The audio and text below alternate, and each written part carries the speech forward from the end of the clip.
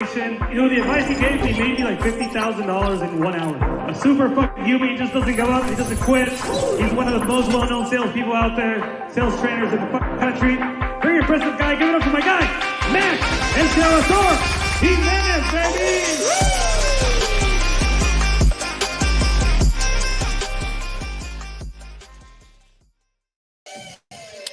baby. What is up, everyone? What is going on?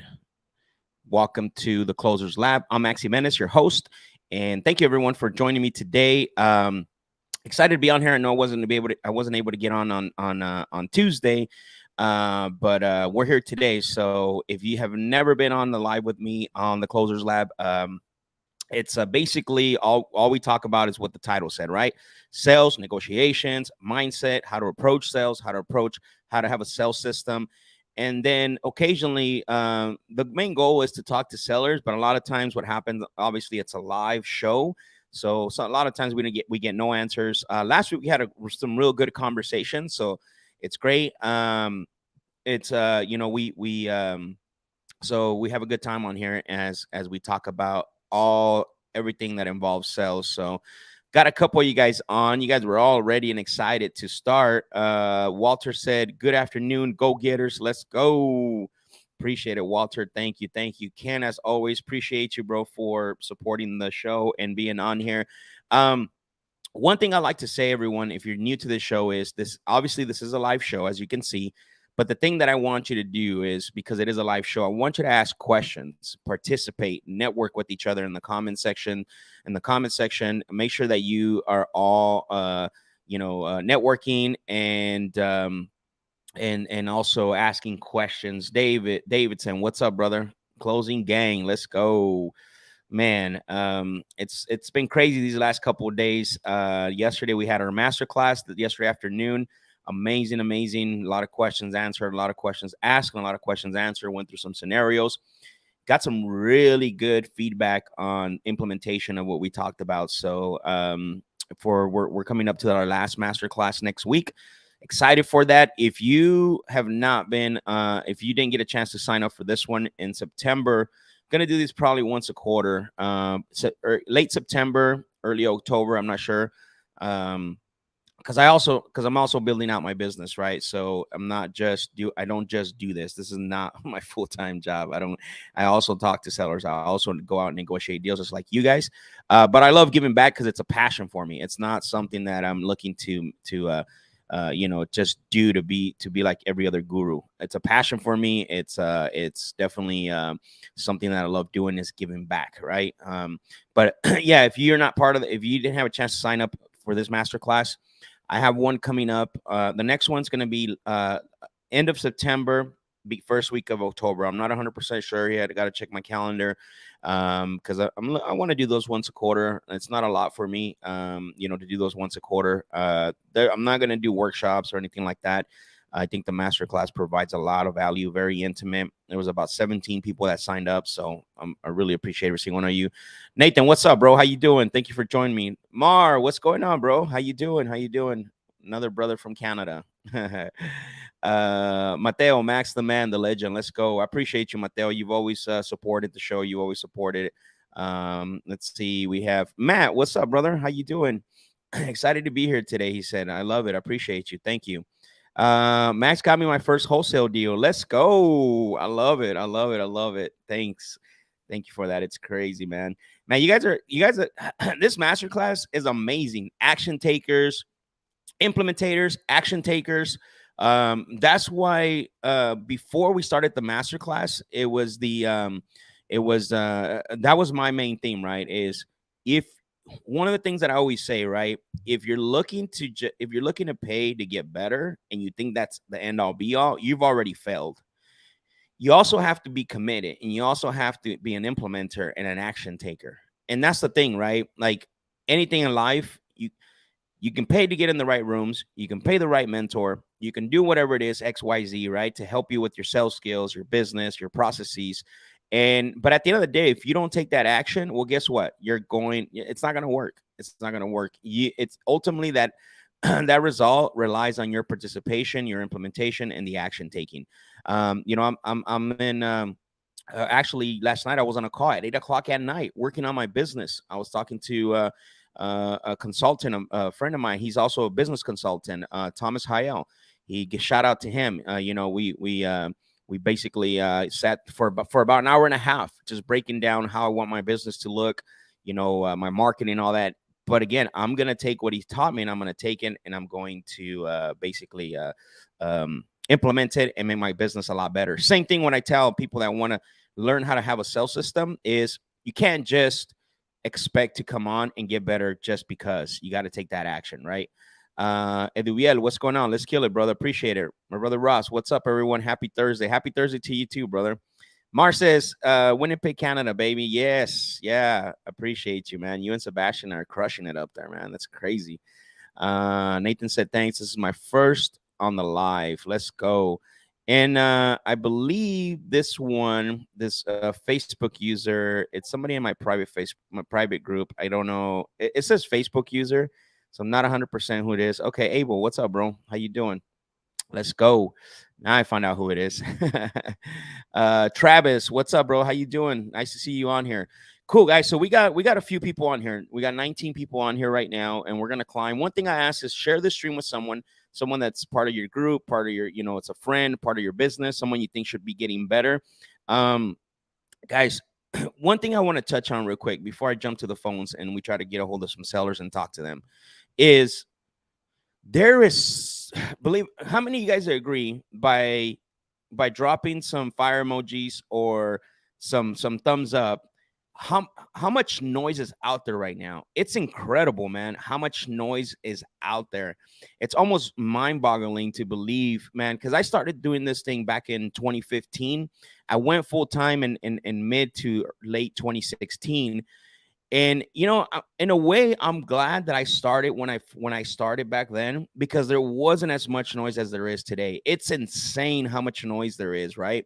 And if you guys are seeing this as well, if you're seeing how much noise is out there, how much excuse me, all this stuff, that it's crazy, right?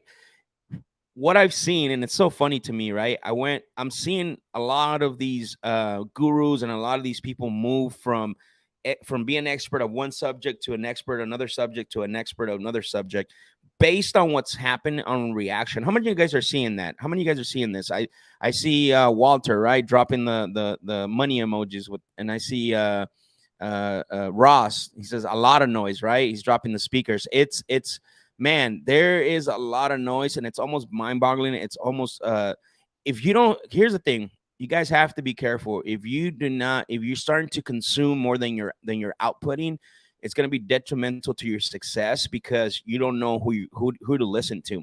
And I get it.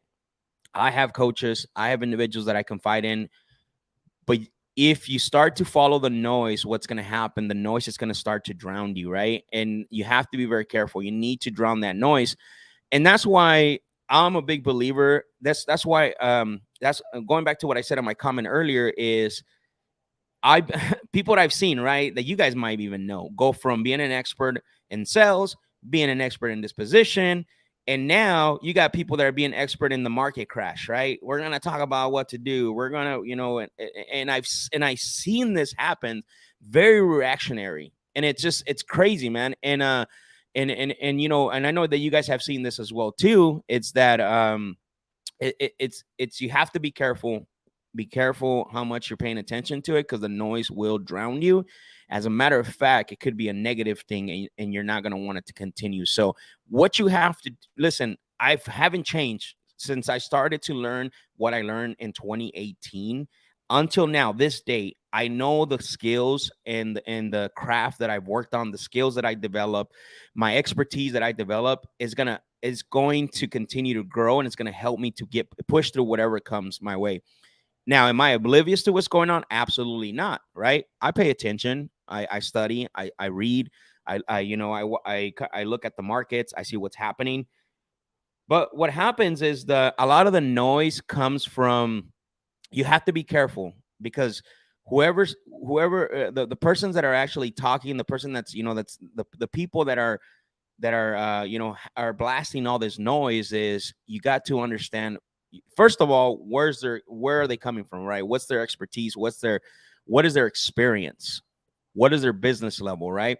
And so, and one thing that I don't get too heavy involved in that. I'm gonna stick with what I know. I'm gonna stick with my what my craft is and my specialty is, and I know the things that I talk about on here are gonna help you as well.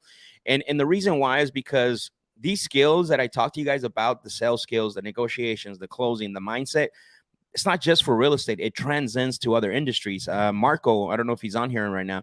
He works right now selling concrete repairs or concrete finishes. Sorry, the specialty. And he uses the stuff that we talk about on here, right?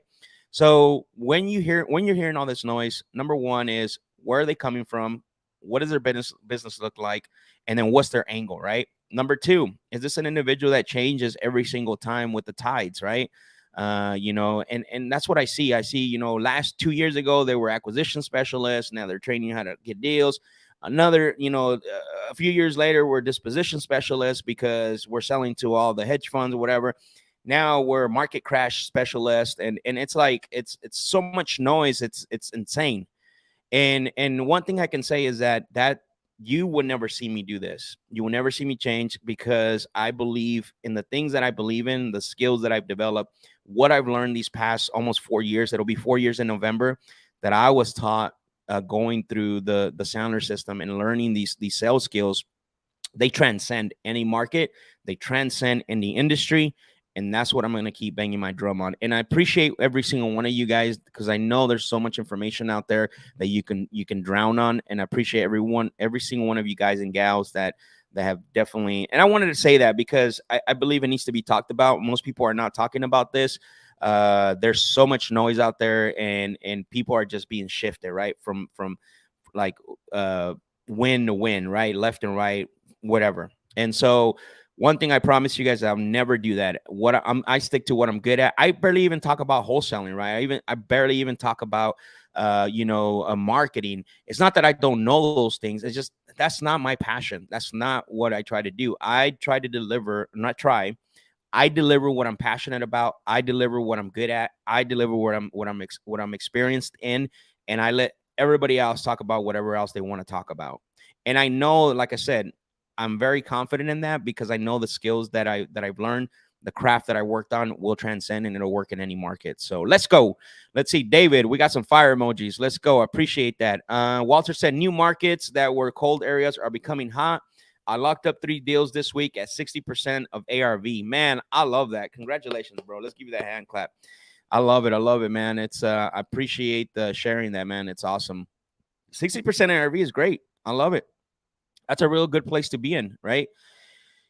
Most people don't realize, because there's a lot of people that will right now, right? They shift and they start buying around 75%, and then they deduct the repair cost, they'll deduct their fee. Usually you end up about anywhere between 55 to 65% ARV. I don't know if you guys know this. If you do what I recommend is go do your math. Go do your math and do that, right? Say, okay, I'm going to buy around 73% of ARV or 75% ARV, whatever it is. It doesn't matter. And then deduct the repair cost that you think is going to be. And then your fee, typically for the most part, you're going to end up anywhere between 60% ARV or lower, right? And so that's a good number to be at. I love it. Jeffrey said, Max, you helped me out a lot. Thank you for your content. You're welcome, brother. That's what it's all about. I love hearing those stories. I love hearing that I was able to help you at least in some way. And it's not just noise, right? It's not just a symbol. Javier, what's up, man? How you doing? Good to see you on here. Sebastian said, let's go. Sebastian actually got a commitment this morning. He had an appointment. Sebastian's one of a student that's in the Masterclass. He's crushing it. He's another Canadian fellow brother. Edubiel says, any books on closing that you recommend? I'm making calls as a lead manager, but I want to kill it as a closer acquisition. Yeah, what I'm going to do is be on the lookout for this, because it seems like it's been requested a couple of times already. So I'm going to do a video on my top 5 books, And the reason why I want to do a video instead of just recommending them to you, I love explaining stuff. I love explaining why I like to read this book. For those for like Sebastian, Amador, Capo Mateo, for those guys that are in the Masterclass, they're starting to realize that not only do I recommend stuff, but I love explaining it why. And so what I'm gonna do, Eduviel, I'm going to do a video recommending the 5 top books for and why I'm recommending them, what they're good for. But if you want to, right now, right away, there's if you one book that I would recommend. It's called. It's a pretty long title. It's one of my favorite books by David Sandler, which is called "You Can't Teach a Kid to Ride a Bike at a Seminar." You can't teach a kid to ride a bike at a seminar. That book's actually really good. It's actually the foundation. It's where I started. It's what built what I know right now, right? And then what I'm gonna do is I'm gonna do a video. Actually, I might do it Sunday night. Sunday night. So I'm gonna do a video about the top 5 books, sales books that I like. So that way you guys can and then explain them why. So um let's see. Amador said, "Let's go, Max. One of the best in sales." I appreciate you, man. Thank you, Amador. I appreciate your trusting in me and being part of the community as well too, man. You guys are you and Jose are what is it called? Um, uh, you guys are providing opportunity, and you guys are good for the community. So let's see. Jeffrey said, "Walter said, I'm looking to market new areas. New Jersey is very competitive." Yeah, I heard New Jersey's pretty competitive. But honestly, it's all about timing too, as well, right? It's all about timing. It's all about if I call a lead today and I don't follow up with them again, then you can call them tomorrow and you might get the deal because of that. See, Armando said, "Dude, what's up, Max? What's up, bro? How's it going? Let's go." Elvia said, "Just ordered the book on Amazon. Perfect. I love it. Taking action fast. I love that." Sebastian said, "Are you still streaming these on IG as well? Gotta go drive to meet with the contractors." No, I'm no longer on IG, but if you pull up, one thing I'm gonna tell you guys, one investment that I made that was actually at first I don't know if it was a good investment, was I got YouTube Premium. I love YouTube Premium because I can actually be listening to this right now that I'm listening to, and I can shut the app off. I don't have to have the app open. And I love that, right? Honestly, I'm a big YouTube junkie when it comes to self-development, and it comes not watching cat videos or nothing like that. But I'll even have it here on the house on the TV, right? That's all I watch is YouTube on the TV because so that was a huge investment for me, the YouTube Premium. I highly recommend that because it allows me to listen to whatever I want, and then that way, and then I can shut the app down without shutting the actual sound off. Ross says, "Jeffrey, where at in the New Jersey? I'm in New Jersey too." Yeah, that's right. You guys got to connect with and all that. Where's your affiliate link, bro? Oh, for YouTube. That's funny. That's funny. Walter said, "Tennessee is awesome. Just got the properties under contract. I already have a few buyers interested. Boom, let's go." Ken said, "That YouTube Premium is the truth. Max speaking facts." Yeah, man. It's honestly, that's out of everything that I don't have too many subscriptions, right? I love boxing, so I have the Zone, and then I have Amazon, obviously because I have Amazon Prime, not because of Amazon, but YouTube is actually the best that one I feel the one I don't ever think about canceling, right? Let's just put it that way. Because sometimes you're like, man, I don't watch this enough. But YouTube Premium is the one that I don't think about canceling because I just use it to way too much. I use it here while I'm working. I use it, while I'm watching stuff, and it's helped me quite a bit, and it's great. It's good for me. It's an investment, and it's not actually a cost. But yeah, that YouTube Premium, man, it definitely changed it up. So cool. So we covered quite a bit of things. Claudio says, YouTube Premium all day, $10 to save you from ads. What's your time worth? Exactly. I love it. Yeah, save you from ads. Again, I'm an auditory learner I'm a big auditory learner actually. So when I hear things, I pick up really well, and I pick up pretty quick. So for me, just like audiobook, the what do you call it? The YouTube's the same way because I can hear it in the car. Excuse me, I can hear while I'm at the gym, and I don't have to have the app open, right? So definitely. But anyways, enough about YouTube, man. They're not paying me to talk about them, even though I'm on their platform. I'm just joking. Okay, so you guys are networking there. Max delivered results. I appreciate that, man. Thomas, thank you for that. And that's my buddy Thomas. Like I said, I was on a call with him last night. He's a business consultant. Thomas is helping me out to implement some strategies, some processes, and not only that, but last night we talked about some things about data, which I knew some basic stuff, but definitely he opened up my eyes for some other things. So in regards to data, and then how I want my business to look, and because he's got a full blown virtual operation, and I'm not just saying buying virtual in other states. I'm talking about personnel.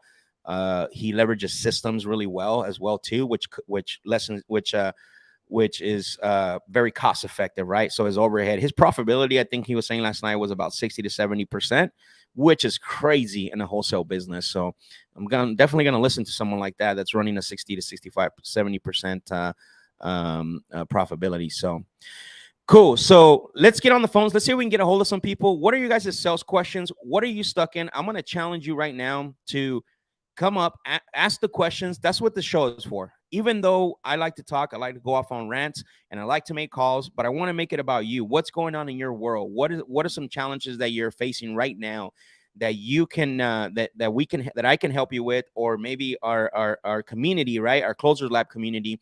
We have Amador in here. We have Sebastian. We have Mateo. We have Claudio's in that community as well too.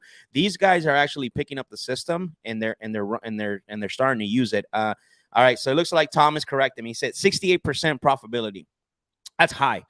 Honestly, I have never seen anything higher than 50%. I've seen as high as 45%, and then as low as like 15% profitability. But 68% because of the way he runs his business. He showed it to me last night.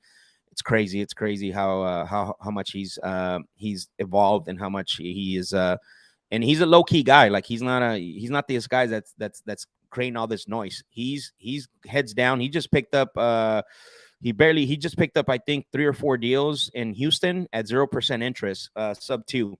Very low key guy. He's not a guy that's making all the noise. He's an operator implementing the things just like I do for sales. Armando said, Max, question: if you're a one-person operation, how do I follow up with them if I'm the cold caller as well? How do I end the call to initiate the follow-up?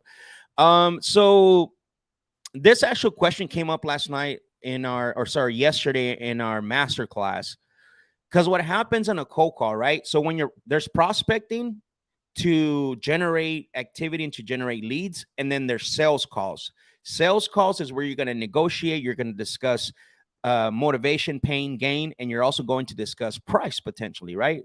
So what happens a lot of times, the prospecting calls will bleed into the negotiation calls. You have to be careful though, because a lot of times people may say they want to talk about negotiations. They may want to talk about what you can do for them on that first call. But the problem is that you have to pause for a minute. Once you feel that you moved away from prospecting, which means that you identified that it's a prospect, they're engaged with you, they are interested in selling. Once you find out those 3 things, do not move into negotiations. Do not go into a sales call, a negotiations call, or a discovery call to find out motivation until you set up what I call an advance agreement. You got to get that permission question. I got to say, hey, the questions you're starting to ask me now, what it is that's another call for another day. We can get into that if you have about 10 to another 10 to 15 minutes more. We can get into that conversation, and I can discover, if this is a property I'm actually going to buy, and maybe make you an offer. But I do have to ask you some questions. Is that okay? So you have to set up that advance agreement before you move on from the cold call, because initially on the cold call, all you're doing is trying to identify who your prospects are, right? And move on from your suspects.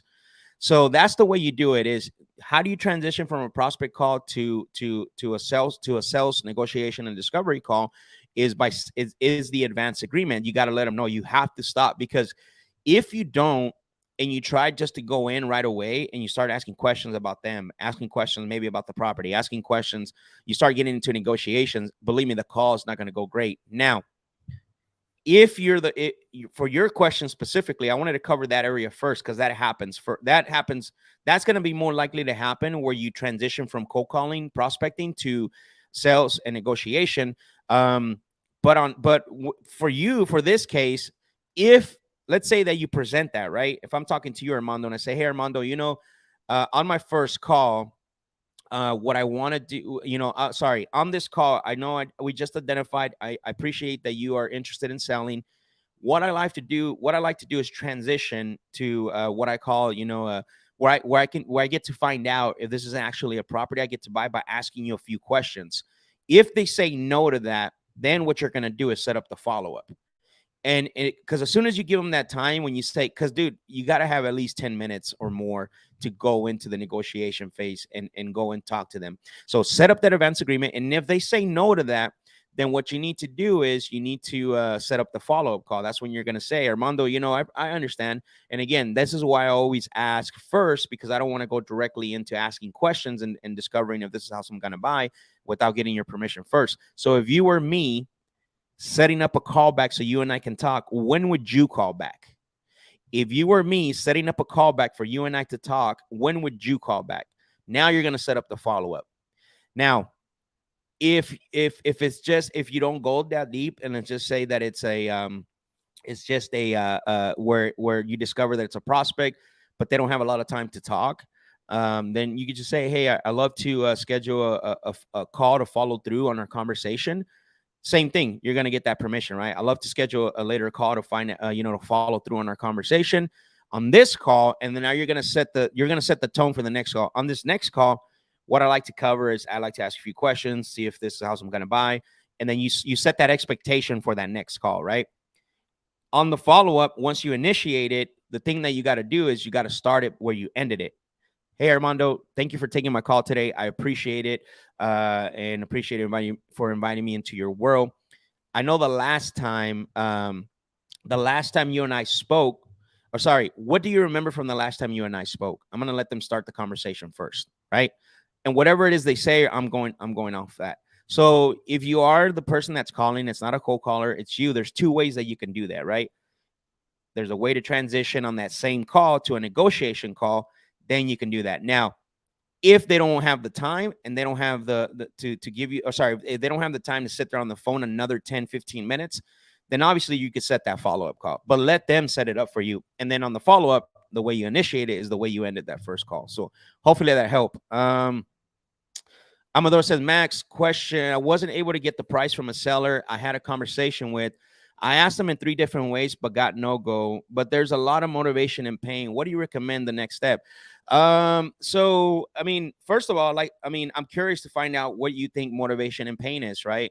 Because I say this a lot of times, Amador, is that a lot of times situations are not there. They haven't become motivation and pain yet, right? And then this is the reason why I'm asking this, because a lot of times I do that still, right? If they tell me, hey, call this seller because they're in foreclosure, they got a lien on their house, and someone just passed away. Now, that's a bad situation, right? But then you call them and they're like, I got time. I know this is happening. Well, I'm not hearing the words that I want to hear, which this is becoming very frustrated. I'm overwhelmed. I need to get rid of this. Financially, it's a burden now. So then what happens is if you're not getting those signals and you go to price, and then Amador, because you are on the masterclass, we're actually going to cover this next week. We're going to cover this exact topic. So I'm glad that you brought this up. You're going to go, if you go to price without actually having that pain, which again, I'm making an assumption here. I don't know, right? I'm just basing it off what your question. And so if the pain, like what I said, if it's not personal, then what happens is that then when it comes to price, it's going to be nonchalant conversation, right? They're not going to give you a price. They're just going to say, no, just give me your best offer. Tell me what you would pay for the property. But again, I don't know because you say there's a lot of motivation and pain. I'm just trying to, I don't know exactly what that is or what's going on there. But I think for the most part, at some point, when you don't get a price from someone, you gotta anchor them. You gotta range anchor them. Sorry, range anchor them. And I didn't make that up. I just made that up. Sorry, there's no official anybody doing that, right? We all make our own stuff up. So what that means is that, look, if they say no, I don't know what I want for the house, because what's gonna happen? A lot of people genuinely aren't gonna know. Let's be honest with that, right? They're not gonna know what they want for their property, because they don't do this like we do, right? You guys hear me say this a lot. Most people that we talk to do this about once or twice in a lifetime. We are looking to do this once, twice, 3 times, 5 times, 10 times in a month. So you got to understand, there's going to be people that generally don't know what they would want for their house, but they understand how much they need. So you have to switch that. You got to find out what's their need. What do they need to walk away with? People know what they need, but they don't know what they want exactly, because they're confused. They're hearing that they should get this for their house. They're looking online. They're the Zillow saying this. The other thing is that basically they're looking at all the websites. So then what happens is that you need to figure out what it is they need to walk away with. And when you basically anchor them, you do it. All you do is like, hey, Amador, I get it, and that's fair. You probably don't know what you got for your house. Now, I'm not saying that I can pay this, and your MAO is 200,000. I'm not saying I can pay this. All I'm saying is that if someone was to make you an offer between your MAO is 200, you're gonna drop it at least 15 to 20K below that. You're gonna say, let's pretend someone made you an offer between 175 to 185. What would happen next? How would that help you?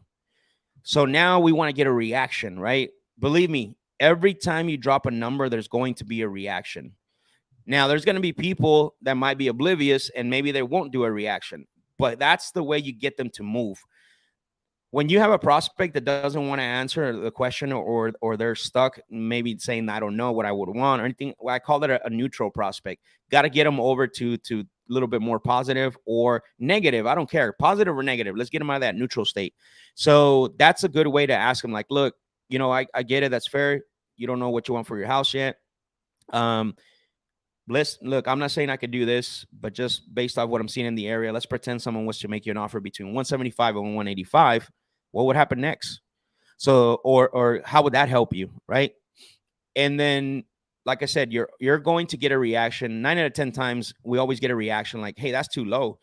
Once they commit to that, they bite on that. Now you're gonna call them out, like, okay, well, what were you hoping for? Obviously, my number's too low. What were you hoping for? They have to answer that, right? It's not just a yes or no question. And that's one way to get them to move is by price anchoring them way lower than what your MAO would be. But be careful. Don't position yourself as the one giving the offer. Just position yourself as, hey, somebody if somebody was to make you an offer, again, if your MAO is 200, if someone was to make you an offer between 175 to 185, what would happen next? And I can guarantee you that's going to get them to move. That's going to get them to react at least. And then all else fails, like if they absolutely don't know, okay, well, let's, I'm make an assumption as far as, hey, I'm assuming that this property is paid off. I don't know if you did that or not, but those are a couple of ways to help you with that. Hopefully I'm on there. And again, we're going to talk about that next week, some of the strategies. So Ken said, this right here is pure gold. Might have to re-listen to this again. Liam, what's up, brother? I'm glad you're on here. Thank you, bro, for being on here and supporting the show. I appreciate it, man. Armando says, Max, thank you, dude. You're the greatest. You're welcome, man. No problem. The best way to ask, and it has to be the first time asking, once you have the information, the condition, ask, what do you think the property's worth considering the updates? If it works for you, that's fine. I would rather say, hey, if I was to give you a home, if I was to put this on the market, what do you think it'll sell? Or I'm sorry, not to put it on the market. If based on what homes are selling for, what does your property need to be at 2020 standards, right? How much money do you think you need to put into your property to make it 2022 standards? Well, I don't know why I said 2020, 2022 standards, and then let them answer that, right? And see what they say, how much money they would think they would need to put in there. Armando says, hey, brother, thank you for this question regarding to extracting pain. Which way is there to get through the barriers? I tried doing the party stories and they just say, yeah, me too. Well, first of all, you have to establish an advance agreement. You have to let them know that you're going to ask questions, or else you're never going to be able to extract anything. You have to get the permission, right? It's got to be a permission base. So, hey, you know what, Armando, on what I like to do in order for me to find out if this is a property I'm going to buy, I do have to ask you some questions. That way I can determine how much I can pay, how I can help you. Is that fair? And of course, you can ask me anything as well too, because if you don't do that before you start asking questions about motivation and everything, it's not going to work. You need to make sure that you establish your advance agreement first, get the permission to ask questions, and then you open up by what and how questions. The what and how. How are you hoping I can help? What has you considering selling the property? Those two questions are going to help you to open up and break that barrier. So, but you won't be able to do that unless you're getting the permission by establishing the advance agreement. I hope people aren't taking this for granted. Max is dropping $1 million game. I appreciate it, man. Thank you. Juan, what's going on, bro? How you doing? Mariana, appreciate the fire emojis. Thank you. It says, I love your price anchoring technique. Thank you, man. I appreciate it, Liam. It's one thing, and obviously, Liam, you have your own show. You're a great closer. You understand sales and you understand closing. You know how it is in negotiations, right? There's two things that you can't lose, which is your leverage and your position. In any negotiations, once you lose your leverage and position, it's unless you're really good. I've done it a couple of times where you can gain those back, but it's very difficult, right? Because now you have to climb out of a hole. So by positioning the way I mentioned it earlier, talking about, hey, that's fair. I understand you probably don't know what you want for your house. What I'm looking at in the area, and based on some of the things I've seen, let's pretend someone was to make you an offer. And I'm not saying that's me. I'm just saying let's pretend someone was to make you an offer between the 175, 185. I mean, how would that help you, or what would happen next? Because now you're removing yourself, right? And when you remove yourself from there, you're still holding leverage and you're still holding position. It's very important that you do maintain that if you can all the way to the end, and once they're signing, right? Because like I said,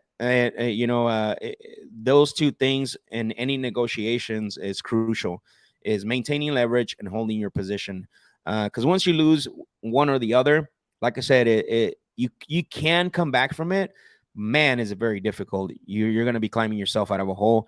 Once you say, hey, if I was to make you the offer at 175, 185, if I was to pay you 170, 185, now sometimes though they might say a little bit higher number, which is great, but sometimes they're like, no, that's too low. See, this is why I don't want to talk to you guys, because you guys are low ballers. This is exactly what happened to me last time.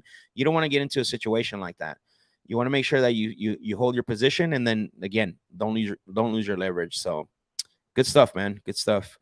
Let's see, who do we got on here that we can call? There's a couple of numbers on here. I want to see if we can get somebody on the phone and obviously make some calls. Let's see, guys, drop your questions, drop your comments, your questions, what situations you're struggling with, and between calls I'll get to them if I can. Let's see, let's call Adith. Let's see what's going on.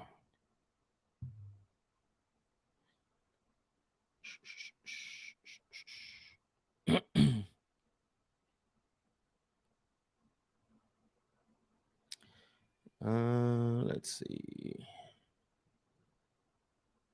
So Stockton. Cool.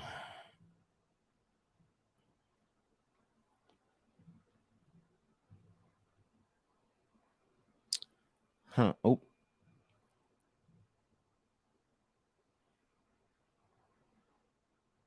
All right, I'm pulling up the address right now because I don't know where this. Okay, Stockton, California. I was pulling it up because I didn't know where exactly this property was. It didn't have didn't actually have the city. So let's see.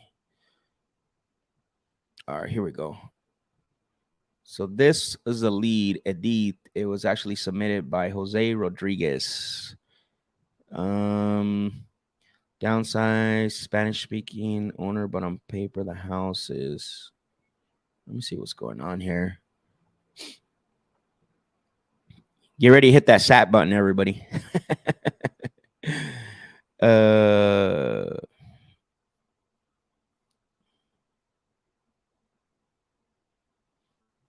Okay, let's see. All right, let's see if she answers.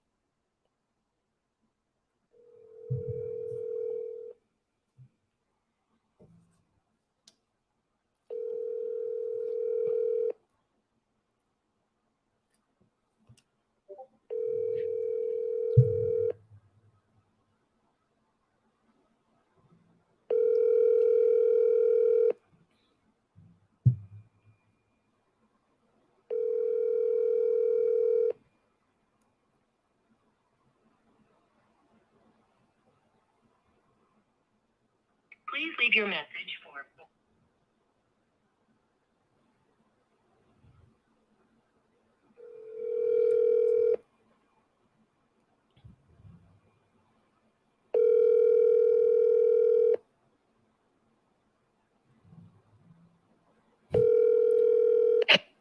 Bueno, Sí, bueno, Edith.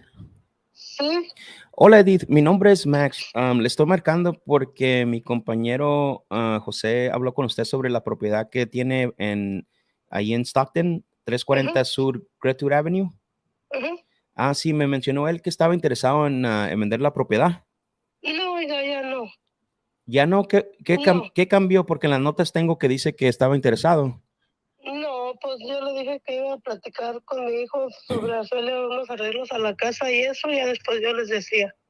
Y su hijo, Ujú. y su hijo dijo que no. No, mi hijo, la casa es mía. O la casa es de usted. Sí, no, solamente que está a nombre de mi hijo, entonces hablé, platiqué con él y le dije de los arreglos que podíamos hacerle y poderla subir un poquito de valor o algo. Ujú. Y es lo que decidimos, oiga. Así que no queremos vender por ahorita. Ok, entonces lo que estoy oyendo, decidieron meter el dinero que se necesita para arreglar la casa. Sí, Ok, ¿y más o menos cuánto les va a salir eso? no sé decirle la mera verdad, pero hicimos un presupuesto de lo que le queremos meter, como unos 40,000 más o menos. Bueno, pues parece que tienen el dinero para meterle, está bien. Sí, no, Mm. sí lo tenemos, solamente que yo quería agarrar otra casa un poquito más grande, pero como tengo 2 hijos que están Ujú. ya casados, Ujú. uno de ellos vivía conmigo, pero dice que él quiere comprar su propia casa y el otro ya la compró, así que mejor decidimos meterle el dinero a la casa y arreglarla y quedarnos aquí nosotros. Ok, muy bien. Ujú. Bueno, entonces, pues felicidades y esperamos Gracias. que se pueda arreglar. Yo nomás le estaba marcando porque como tenían mis notas que a lo mejor había interés en vender, pero Sí, parece que no, ya sí. tiene todo Ujú. bajo control y parece que tienen el dinero para arreglarla. Sí, está bien, oiga, muchas gracias. Muchas bien. Gracias a usted, Eddie. Adiós. Bye. All right. So I'm gonna give you guys a little breakdown on that call because obviously there's no sat button yet, Manuel. Sorry, bro. So Jose got this lead, and it looks like he spoke to them. It doesn't say when. I don't know, Jose. You're on here. I'm not sure when you spoke with her, but they were looking. She said she was looking to downsize, which is what the note says, and then obviously it says that she had to talk to her son, right? This is one thing here that I'm gonna instruct you on, Jose, which is which you didn't do anything wrong, but just for future, in case you're getting into this situation again. It says that she was gonna go talk to her son and decide on an asking price, not go talk to him and ask and decide on whether she wants to sell or not, right? And then there's a callback set up, which is this one. Now I don't know. This lead was submitted on like 2 days ago, so maybe we called in a little late. But so one thing is that one thing I would try to do in this case, what I want to instruct you on and consult you on, Jose, is that when you are talking to somebody and they need to talk to someone else, one thing I would ask is like, hey, just out of curiosity, since we're already on the phone, I have the capability to actually bring them into this call. So that way, if there's any questions or any concerns that they might have, I want to be the one answering them. So that way you both can hear what I have to say. And then at the end of the call, if you both feel comfortable doing business, or if not, that's okay. But at least I was able to answer, and I was able to, I was able to answer both of your questions, both of your concerns. What is his number so I can call him? So assume that that person is available. Try to get them on the phone. And maybe you did. I don't know, but I'm giving you guys a tip on this because I've seen this happen quite a bit, right? Where I gotta go talk to my attorney. I gotta go talk to whoever, right? And then what happens is 8 out of 10 times, if you can't be on that call or you can't be on the in person, whatever, if it's a call in person, that person that they're going to talk to is going to do this, right? Basically, ruin the deal or ruin the potential deal. Now, the other thing you can do, if let's say that they say, hey, well, they're at work, they can't get on the phone, right? Then you can coach them. Hey, when you talk to your son and he asks you about how comfortable are you talking to this guy, Max, what are you going to say to him? Right? Coach him through that. That way, when that comes up, and then when they say like on a scale of 1, you can even do on a scale of 1 to 10, when you go talk to your son and then he asks because I've seen in the past, I've had this happen. And then basically what's going to happen is he's going to ask you like, how comfortable are you with this guy, Max? What do you think about this? So when he asks that on a scale of 1 to 10, 1 being like, hey, absolutely, I don't even know who he is, I don't trust him, to 10, I feel super comfortable him buying the property. And then then she has to say an 8 or more, because if it's an 8 or less, well, guess what? We have to talk about it. How come it's a 6? Why is it a 5? We didn't do something right. So you can coach them through that. But for the most part, just like Christian put here, always assume that they're available to jump on the phone. And that's what I said earlier, right? Always. Because guess what? 8 out of 10 times when someone says, I got to go talk to X person, Y person, Z person, X person, Y, and Z person, usually are the ones that ruin the deal, right? So you got to always assume, hey, you know what I can do on here? I can conference them in. And then that way I can answer both of your questions. Because in the past, what I've had happen is people have questions, they have concerns, and then they never call me back because of 2 things.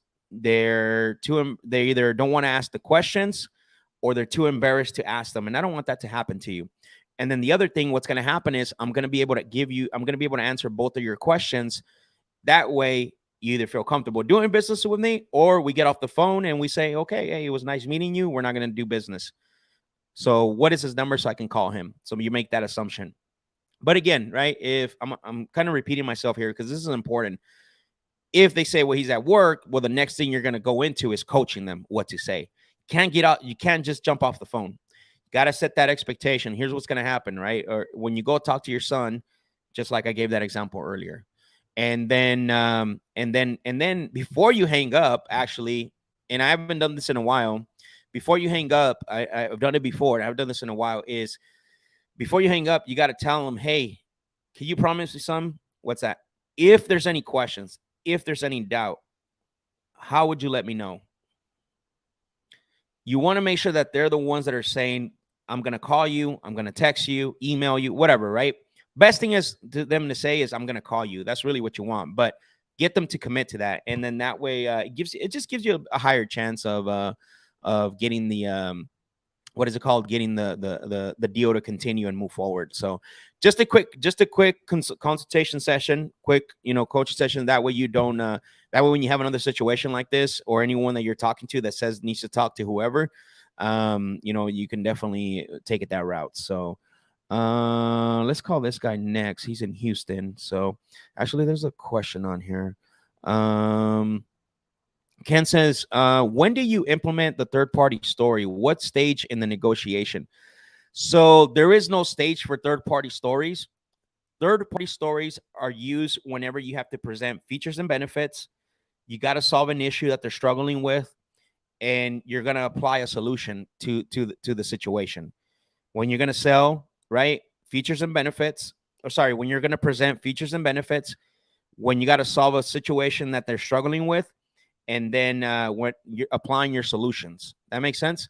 So it doesn't matter if I'm starting out in the beginning and someone's like struggling, like, I got so much stuff here. I want to sell, but I got so much stuff here. There's no way that I would be able to sell this property without cleaning it up. That's one of my biggest burdens. And this could happen as soon as you're building rapport, right? Like I have been considering selling. Hey, you know what, Ken? Do you mind if I share something with you? So I was talking to Manuel, I was actually at an appointment with Manuel. This was somebody who sold us the property.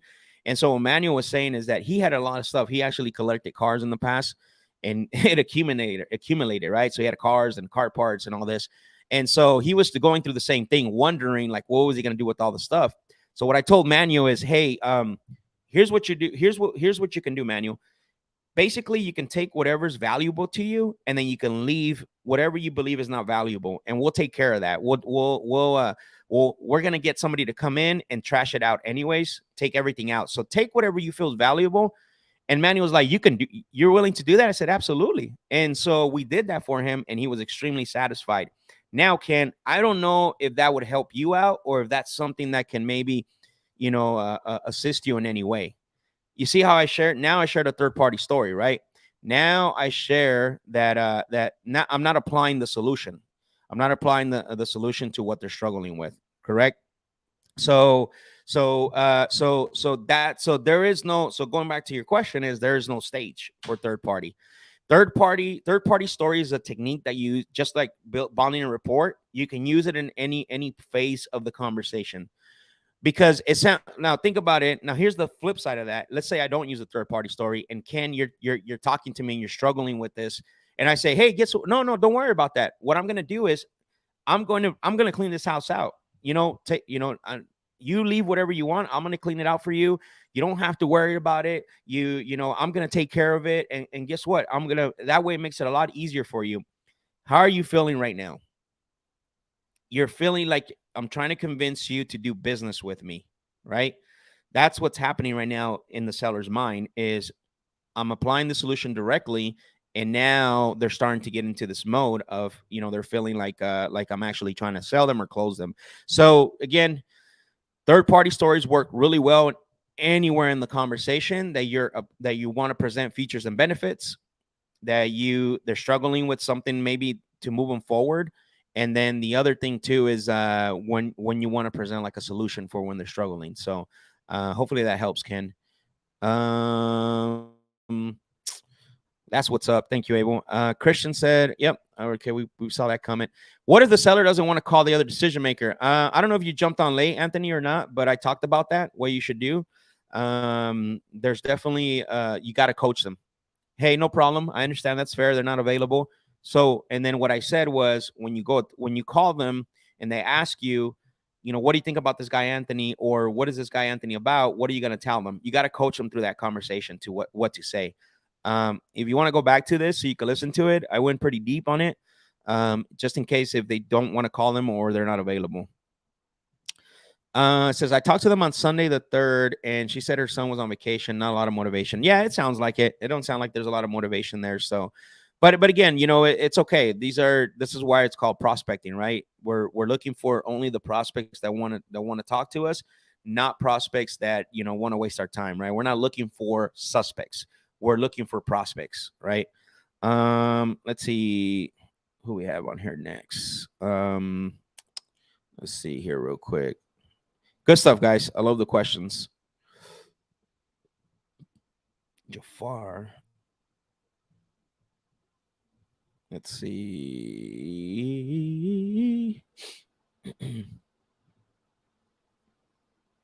Come on.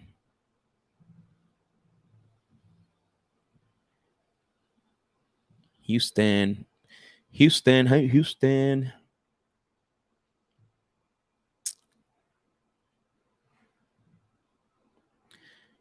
All right. That's the thing with Houston. It's a non-disclosure state. It's not fun. Houston is not fun. Non-disclosure states are not fun. What's up with that? Let's see what this is saying.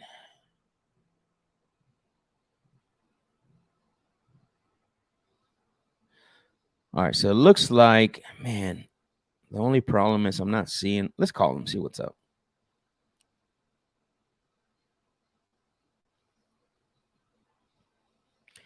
Occupants cannot perform on rent to own agreement. Oh, okay. Let's call and see what's up.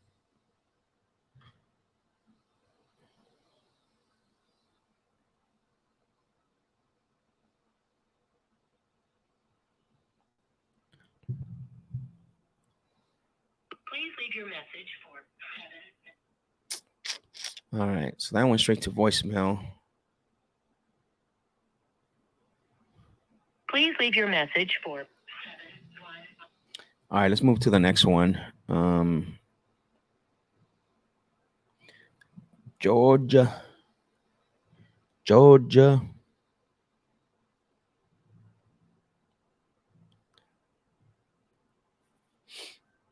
Oh, wrong property. Hijuela.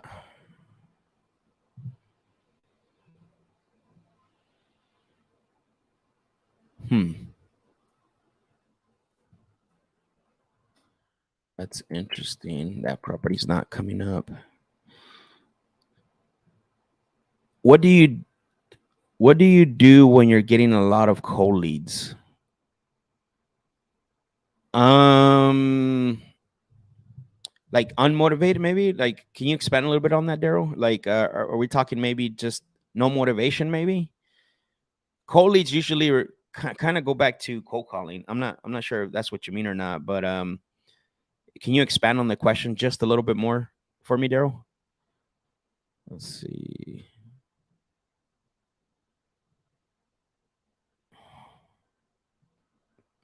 Here's another one in Georgia. I don't know why that property didn't pop up. Where? That's interesting. Oh, here we go. This one did. Nice. Nice house.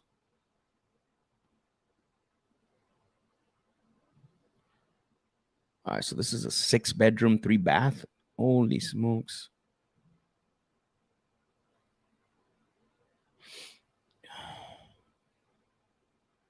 Man, Georgia's got some man,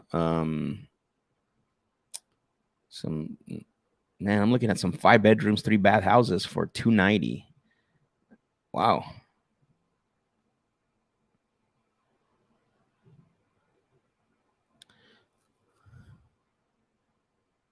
All right, let's give this person a call real quick.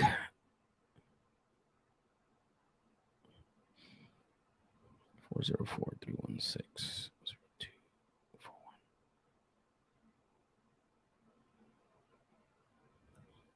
Please leave your message for. Wonder if my number's blocked already. I probably made too many calls with this number. Let me try another number really quick, because that's weird that both went to voicemail, which I've never had that happen before. Or sorry, didn't even ring. It went directly to voicemail.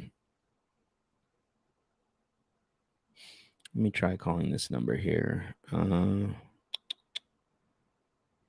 Or sorry, try calling from another number. It's good to have multiple numbers because a lot of times that way you can call the seller from different numbers. So if you have a seller that you've been trying to get a hold of, but you keep calling from the same number, you got to have at least 3 or 4 numbers minimum. So that way your success rate of connecting is a lot higher. And then, because a lot of times they will block the number. So got to make sure that you're interchanging or using different phone numbers as well.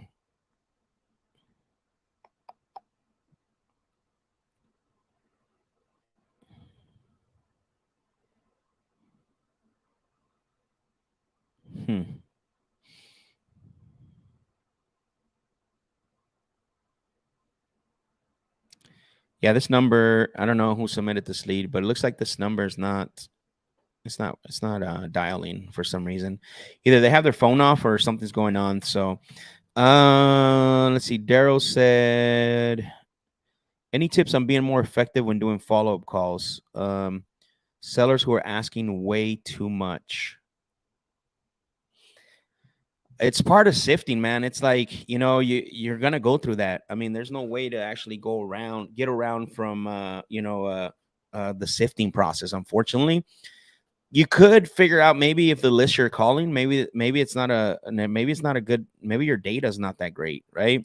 One thing that you have to understand, the data is the bloodline of your business. The data's got to be, it's got to be decent. It's got to be good. And if you can get it to great, it's even better. So if you're struggling with data, basically what's happening is that you're what is it called? Or sorry, if you're struggling where sellers are what is it called?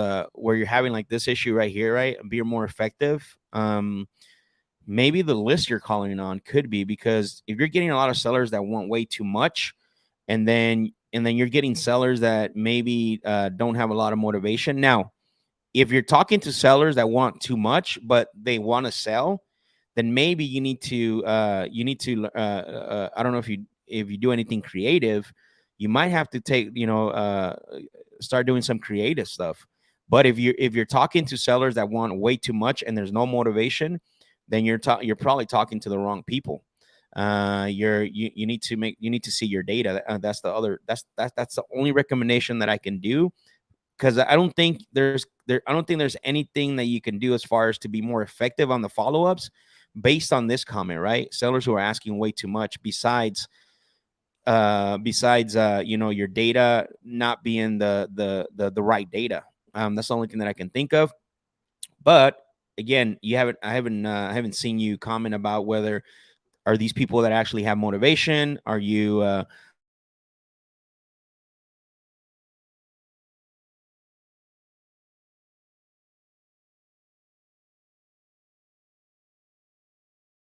to say like what is going on, right? But whatever the case may be, if that's the case where you are talking to someone that wants to sell but wants way too much, then maybe it's time to start having some creative financing in your tool belt, so that way you can get those deals and don't let those deals. And you got Christian in here. That guy's awesome. He does a lot of creative deals.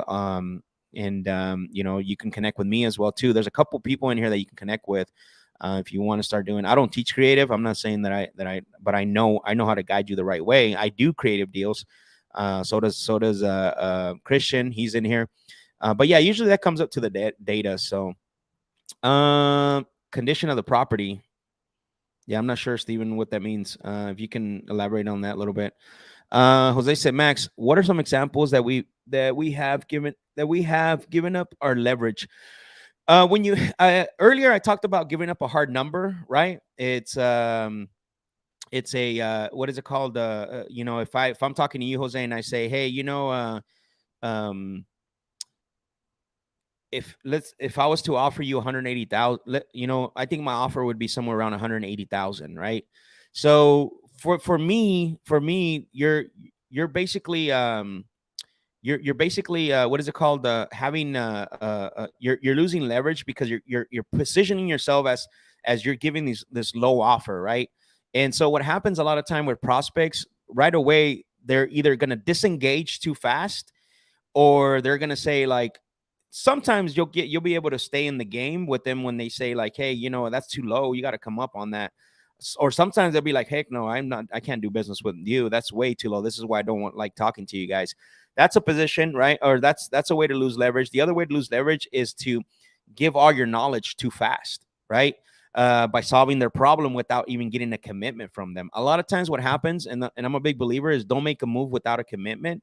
Too many of us go out comping, telling them what they can do for them. I can close for you fast. We don't even have a commitment to have an engaging conversation with the prospect. So we're losing our position in that case, right? We're become a commodity. So you have to make sure that you maintain your leverage and position in all negotiations until you see commitment from the other party. One thing I learned from my sales coach years when I started doing training is that when you give something, you need to get something back of equal or higher value, right? So if they ask a question or we're having a conversation and I make a statement, I don't continue without them actually reciprocating, which means giving back, right?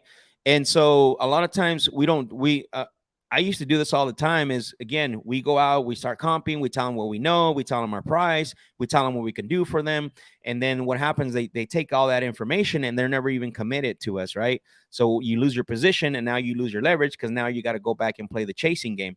To where on the other side, where you set up an advance agreement, you walk through motivation, you're discovering what's happening in their life. They don't know your number, they don't know what you can do for them. You're pushing them back. You're telling them that they can do it. They got it taken care of. So now you're maintaining your leverage and position throughout the conversation, right? Even if you have to give a number, the way you give the number is my example that I had earlier, is you remove yourself and you price anchor them based on somebody else giving that offer. Same thing, right? With a third party story. What happens? How do I maintain my position on a third party story is, here's what I've done for these people, but I'm not doing that for you until you're committed. Does that make sense? I didn't say I'm going to do that for you. I'm saying I've done this for other people and it's worked and they sold to me. If I, I'm not saying that I'm doing it for you. I'm maintaining my leverage and my position in that case, right? They need to say, yes, Max, that's what I want. That's exactly the solution I want. So those are just some examples.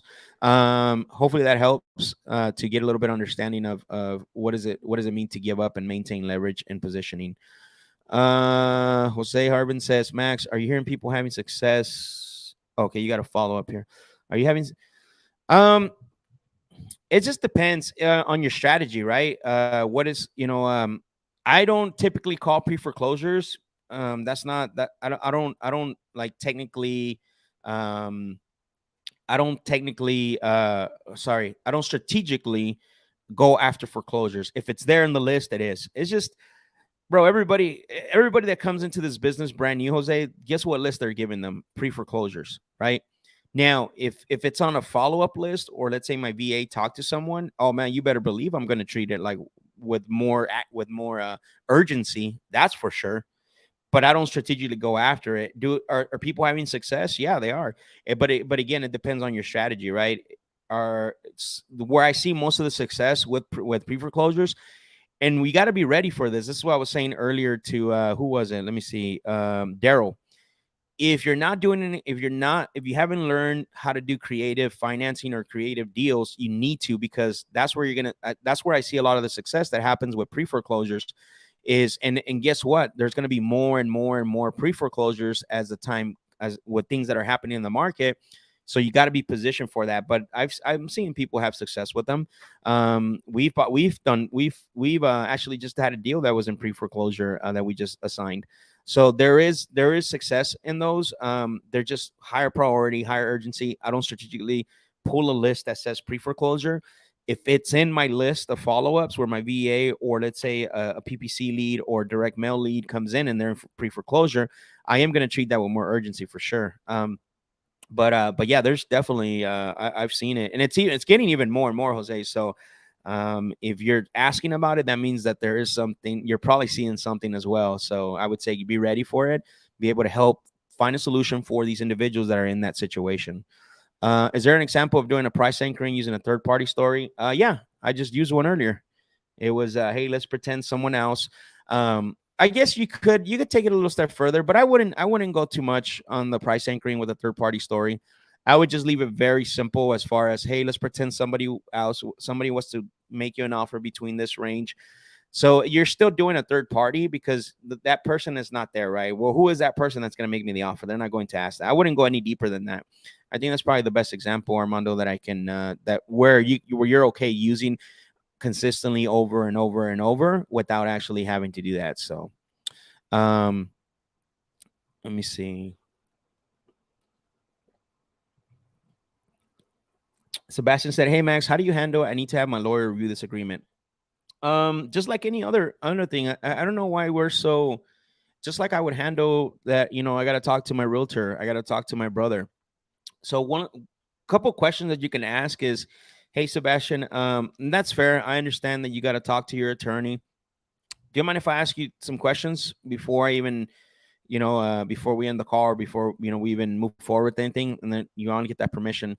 So the fact that you want to go talk to your attorney, I get it, understand it. Now, are you going to talk to him to ask him if you need to sell the property, or review the agreement to make sure that there's nothing there that's going to affect you? Because those are two different things, right? Ask him if you can sell the property, or just have him walk you through the agreement to make sure that everything that's in writing is what I told you that I'm going to do for you.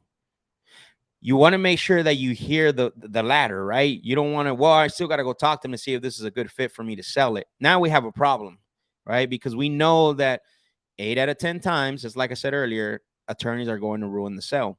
So again, it's a coaching process with the seller. If the seller says, hey, you know what, Max? I just want to make sure that this agreement has what you and I talked about. No, I do want to sell. I'm going to sell. And then the other thing too is that what I want to do is want to make sure that, that what's on the agreement is what you and I agree upon. Okay, perfect. So if you so let me ask you a question now, Sebastian, is how much time do you need? Typically, what in the past other people have told me, this is using a third party story. Other people have told me they need to go talk to their attorney. Usually within 20, 40, 48 hours, they get back to me and they say, Max, we're good. Let's move forward. Is 48 hours. I'm assuming 48 hours will be good enough for you. Now we're going to get the time commitment because we don't want them to go dark. But if all else fails, what I would do is I would be in that meeting. Honestly, let's get in that meeting. Yeah, let's talk to your attorney. I want to be in that meeting too. There's no reason to shy away from that, right? And it's better because you can answer the questions. So I told the seller to make sure that the lawyer works with private deals and we'll make it work. They said if the lawyer isn't on board, to be connected with my lawyers. I'm planning on calling the lawyer and sending over the agreement myself to explain it. I would have not even said this right here, Sebastian, right? I would just simple 2 questions. Hey, are you going to, I just want to know, are you going to go talk to your attorney to ask them if it's okay for you to sell the property? Or are you going to talk to the attorney to review the actual agreement with you, right? Because that's 2 different things, right? But again, I'm a big believer, like, hey, let's get on the phone. Let's go. Let's talk to the attorney. What questions do they have? What do they want to know? Dude, you know what's funny is I've only had 2 sellers actually, where they went through with where they actually send the agreement to their attorney, and it comes back all in red. And what's funny is that in order to charge them, everything that they put in red pen, of course, typical attorney, they put in red pen was the exact same verbiage that I already had in my contract. And I started cracking up because I'm like, this is terrible, man. Attorneys, they just want to charge for it. So, and so basically, it's get them on the phone, like here, you know what I mean? Like what you said. I plan on calling the lawyer and sending over the agreement myself to explain it. I mean, if you can get on the phone with them, believe me, the last thing attorneys want is spending is especially just depends on the client, right? Like they have a lot of things going on. Unless they're somebody that just reviews contracts, it's a whole different story, right? Hey, what's up? I've been watching you as of late, and I hope to use your skills when it comes to closing. Just wondering if you ever close someone through SMS. I haven't. I've never heard anyone actually do it. I don't know. I'm not saying that you can't. I'm not saying that it's not possible. It's a long shot, bro. I think for me, when I look at MSS personally, and someone can actually maybe comment on this a lot different. For me, SMS, the way I look at SMS is I look at it as I want to see who's raising their hand. I want to gather as much people to raise their hand. I am interested in selling, because the next thing for those people is I'm jumping on the phones. I'm getting on the phones like right now, ASAP. But again, I'm not saying that it might not work. I just never have. But the reason why I never have is because I never pursued it to close a deal on the through SMS. I don't know. I'll have to try it and see what's up. So, Sebastian said, got it. Ross said, hey, Max, I have a seller who's interested in seller financing and the house is in great condition, but it's a rough area. Do you assign these deals? Because it could be a solid lease option as well. Yeah, man, I would sell it on a wrap if you're concerned with the area. I would assign it, sell it on a wrap, assign it. Maybe if it's a good enough deal to where you can sell it for more, maybe even get a good down payment or something, right? But if you're concerned with the area where you think that there might be some damage later on down the road or something like might happen, I probably would assign it. Now, it depends where you're at too in your career though, Ross, because I know I look back at all the deals we had and we assigned all of them. And now I wish I would have kept, a good chunk of them, but it's okay. The way I got those is the way I'm going to get more. Right.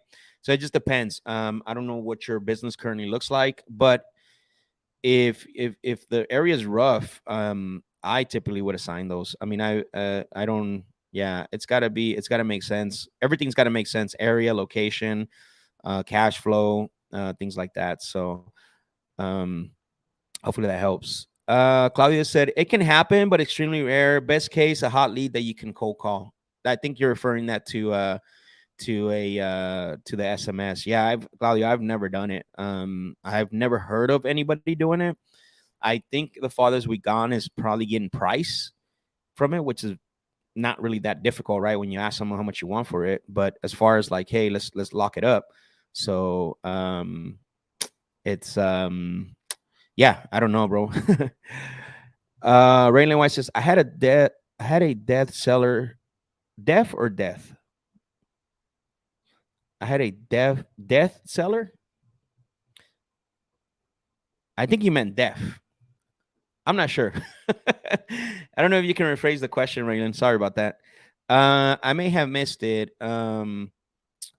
You give a blank contract to their lawyer. Well, not necessarily. Not in all cases, because depends if there's terms. Depends on, you know, if there's other additional terms. Those have to be in there so the lawyer can see those. And you can't, not always can you give, because so if it's somebody else, like say an agent or even the seller themselves, I would give them a blank agreement. But with an attorney, you can't. Attorneys are going to be really extra picky. So just be careful, especially if there's any special terms or anything that they want to see. Most of the time, the attorneys want to see that thing filled, which is okay, because that's going to help to get the what is it called? You want them to see it all. That way, they give the green light to the seller, to the seller. So, but yeah, just play it by ear, situational, everything that basically that the seller tells you, and then let them know. You can ask them too, like, you know, what is the attorney again? Are you getting with the attorney to see if you are going to sell, or you just want him to review the agreement? What is the attorney? What do you think the attorney wants to see? What they're looking for? Blah blah blah. You can ask those questions and discover that. So, no rental portfolio yet, just wholesaling. Yeah, okay. So I would say if this is one that, let's say that this was one you were looking at as far as keeping it, selling as a lease option, but you're concerned about the area, then I would wholesale it all day. Claudio said exactly right. Yeah, the farthest I got is a number, but I mean, it's okay. I had a deaf seller who refused to get on the phone and only wanted to text. I got it. Okay. I kind of figured you were saying that, but I wasn't too sure. I want to get clarity on that. So couple of things, two ways you can go about it is if maybe there's somebody that helps them out. That's another way. Maybe say, hey, is there anybody else? I don't know if you asked them yet, if there's anyone else that's going to have an input on the sale of the property. You can ask that through text, and then you can tell them that you want to have a meeting. We did a deal with the blind guy one time. Obviously it's we went to the house and we contracted it, and but we've never done anything with the deaf guy. But I would first find out, Raylan, if there's someone else that that basically that can be there involved or is going to have input on the sale of the property. If there isn't, I think Manuel said something here. I use relay service. I'm not sure. I've never heard of that, but I don't know if that's a program or somebody that helps you with those type of situations. But if they want to continue through text, I mean, you might have to. So basically, I would continue to do that if there's no one else that has to be involved. If you're close to them, I would probably visit them. Maybe see if they were willing to do the appointment with you. Ken said, "What's up, Ray?" Manuel, I think that's a service, I believe, right, Manuel? Armando said, "I locked up a deal recently with expectation that we are cash buyers.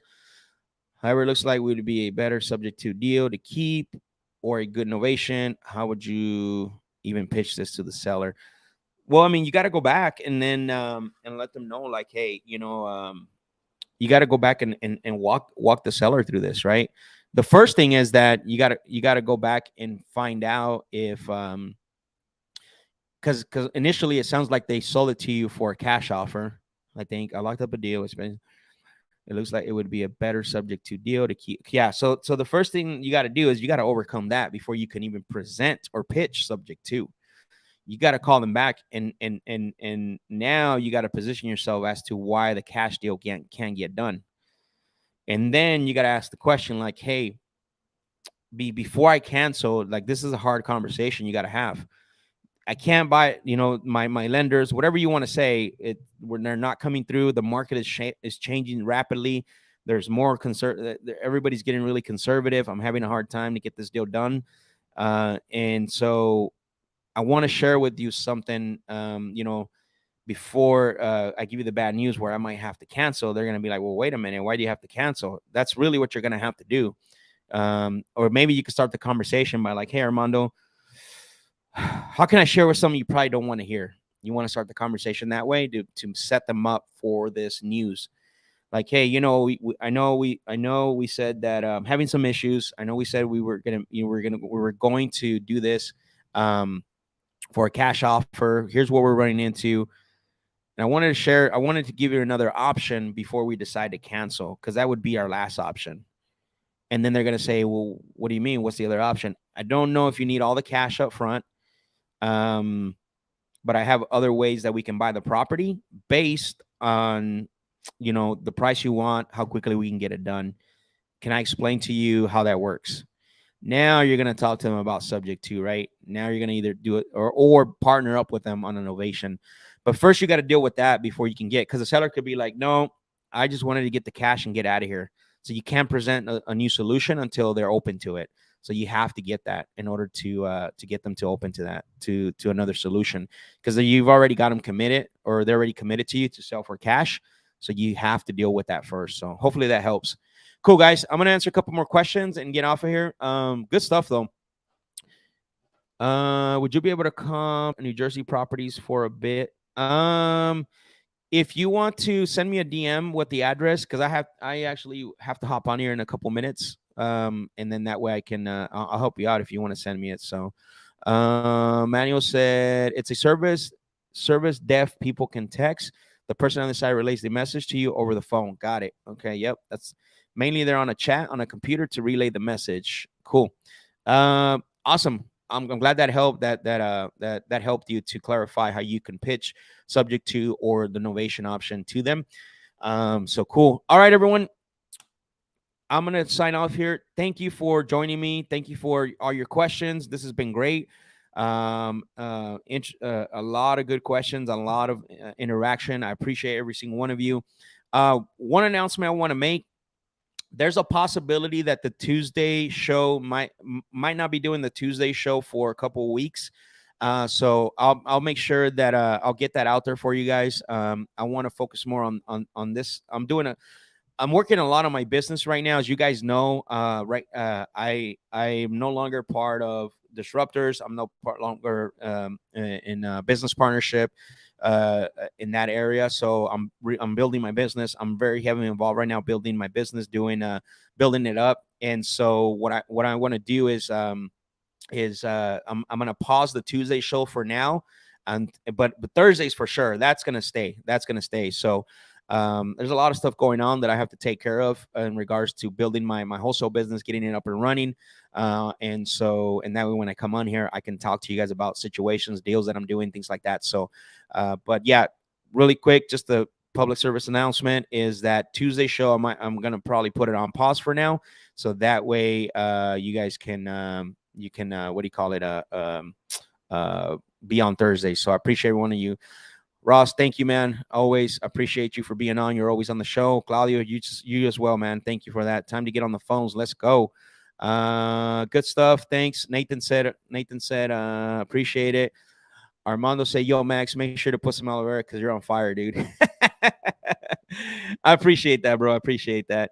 Raylan says, dang, since when? It's going to be 2 months now. Everything's good. Don't really want to get into all the logistical stuff, but everything's good. Nothing crazy.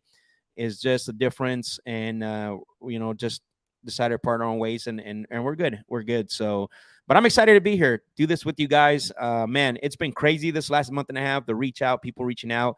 It's been amazing. Thank you, every single one of you for that, and I appreciate every single one of you what you do.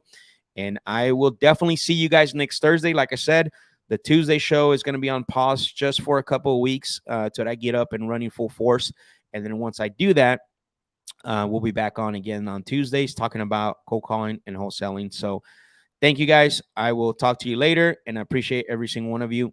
Peace. He's one of the greatest guys I've ever met. Huge inspiration. You know, the advice he gave me made me like $50,000 in 1 hour. A super fucking human. He just doesn't give up. He doesn't quit. He's one of the most well-known salespeople out there, sales trainers in the fucking country. Very impressive guy. Give it up for my guy, Max Jimenez, baby.